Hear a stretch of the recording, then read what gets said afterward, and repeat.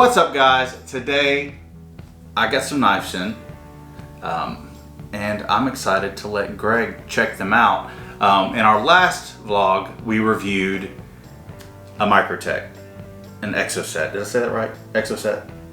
I think so. So today we're gonna flip it a little bit. We're not gonna do a ProTech, but we're still gonna be in that tech range. We're gonna go with a ProTech. So I'm a little bit more impatient than Greg, so I actually opened up the corrugated packaging, but it's still in the box, and I am going to let Greg check it out, open it up, and review it for you guys. So, have awesome. Well, sweet box. So this is not an unboxing, and just to jab my buddy here, I actually waited to do the Exoset for you guys, and so. Fault me.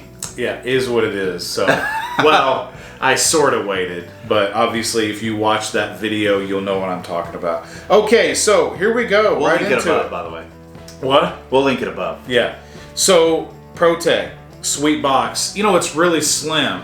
If you were to compare it to, say, like a ProTech box, I think I might like this a little bit better. Not that the box is everything, but presentation counts when you spend upwards of $200. Yeah, I mean, you have to want to buy the knife. In my view, it's functional, but it has a lot of form. Right? It's funny. This is a great point. I'm sure many of you guys, if you haven't been, I'm sure you've been somewhere like it.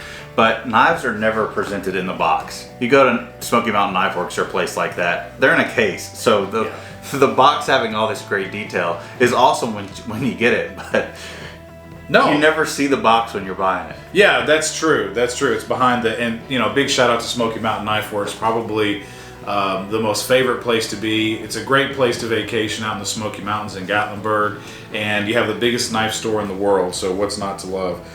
We do a lot of business with them.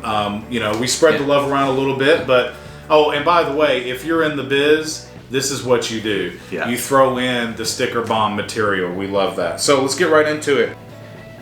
Okay, guys, let's jump right into it. Look at this, magnetic. You have got to love that. So pretty cool box, and to keep it from opening, it has this sleeve mechanism. Pretty neat. Love the design. All right, let's get this thing out.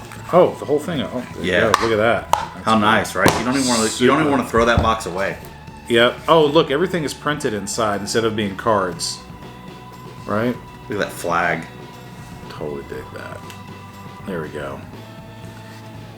Dude, love it. Made in USA. I don't think I put the plastic back in there. Okay. I opened it, but whatever. All right. So with this, comes in a nice little bag. It will probably never see that bag again. If it were mine, it's Josh's, but that would be. Oh, it'll never see that bag. It'll probably never see the bag. But I'm not going to throw the bag away because that's part of the cost. No question. I wouldn't throw the bag away. So, guys, it's a Strider design. It's a collab. And this is Josh's thing. He's a. Let's see if we can. Boom. What about that action? So smooth. It is smooth. And we'll do a review on it, but it's actually smoother than my LUDT. And the reason for that is the polish on the button, and the internal mechanism of a button lock actually rides on this blade, and when you push that button down, it actually removes itself from the blade inside, and it allows it to flip open. So it's actually under spring tension the entire time when the button releases that. So when those parts aren't perfectly polished, you get a little bit of a kind of a hissing sound almost in your fingers. You can feel it. Kind of feels like it sticks a little bit. It does feel like that. It's just the surfaces rubbing against each other, and that's unavoidable with a button lock. The surfaces are always going to rub up against each other. So if you like the Strider design, what better way to get in there than to do a collab with a ProTech? It's made in USA. It costs a whole lot less than a Strider. Now, granted, it's not a Strider, so if you're going to really nerd out, but there's no shame in this game. And look, ProTech's a solid blade. ProTech is excellent. And what steel did we get? 154 CM. So what that means is when Josh dulls it and he comes crying to me at church on Sunday saying, hey, take my knife and sharpen it, it won't give me any problems. because 204P is hard, and literally hard, and literally hard to sharpen. Now, check this out, guys. Look at the sharpening choil. Very MicroTech-esque. But that sharpening choil is really important. You know, we will get into the philosophy at another point about buying a knife at this level and some of the trappings of it. But high-end steel is very, very difficult to maintain. And we'll get into that later. But really, really cool design. Look at the grind. Look how long that grind is. Just what you'd expect. I mean, it is a Strider design. And is it sharp? Oh yeah, it's sharp right out of the box. So beautiful blade, very ergonomic. Kind of a neat thing, almost like this almost like a lanyard hole where the clip kind of goes in to not break up the Strider shape.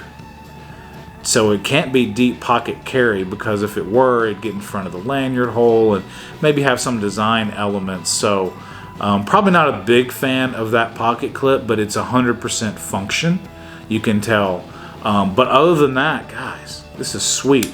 Look, I love the machining. Yeah, look how the light, sweet, isn't it? Yeah, and the blue is definitely sweet. But look at the machining on the buttons. I mean, I dig stuff like that. It's something I give Hogue credit for, and we'll do a Hogue review. But I love machining. I love the way these satin buttons look and the design. I mean, and I can't find anything wrong with this knife. It is awesome. So nice and chunky. Let's see how long it is real quick for the cutting, the actual cutting edge.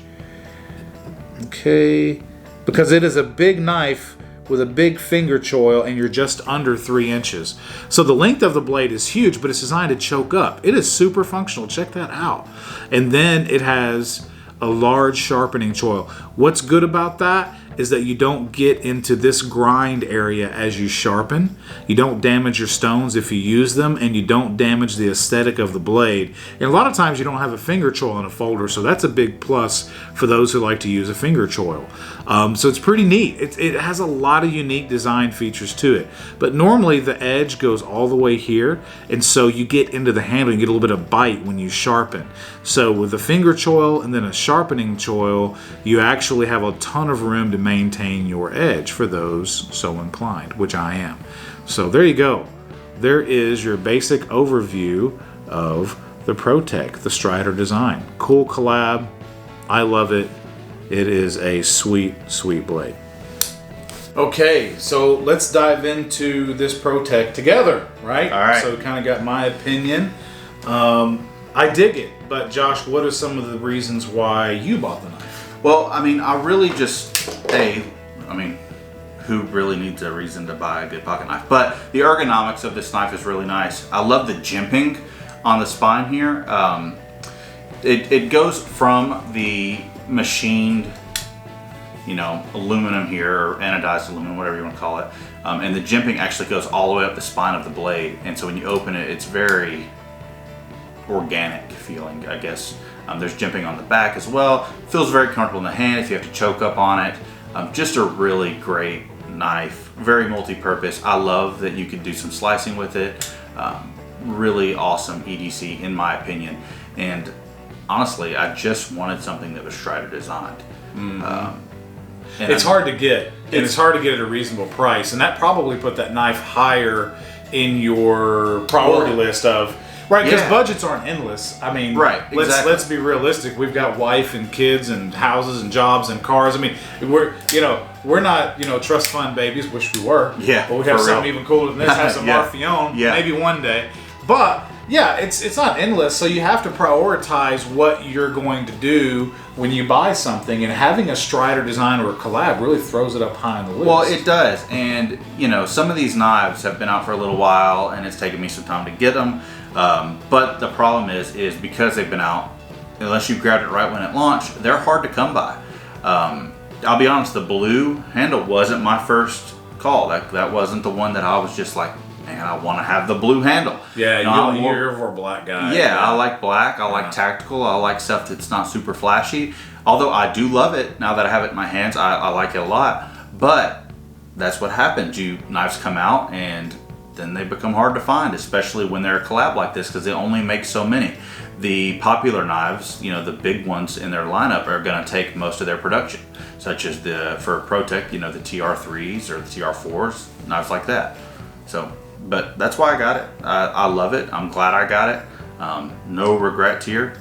I do wish that it was a deep carry clip, just like Greg mentioned, but I can work around that, and I'll put a lanyard on it, and it'll be fine. Yeah, they probably could have re-engineered it a little bit, and maybe I've seen some brands keep, you know, that critical profile of the design and actually kind of mill out a section and create a deep pocket. But with that angle, it really is tough to do, and so I think you have to, you know, keep in mind the limits of a design and say, you know, how much, you know, imperfection are you willing to take. But at this price point, for a high-end side opening automatic, it is a good value. At a couple of bones, you're talking about really a ton of blade. And no, it's not S30V, but you know, 154 cm performs so close to S30V, and it is easy to sharpen. Well, and I'm a big fan of that type of blade. Like here, this is something I carry a lot. This is my ZT Hinderer design. Like, I really like a multi-use knife that has that kind of slicer ability, because I mean, it's just easier to cut with. The drop point with the belly. Absolutely. Yeah. It's easier to cut with, and at the end of the day, I mean, that's what I'm using it for, is to cut with. It definitely gets the job They're done. great Amazon Prime box knives. Oh, that's a good way of putting it. So, you know, look, depending upon your carry and your needs, you know, is it an office carry? No. I mean, it's probably not in today's society.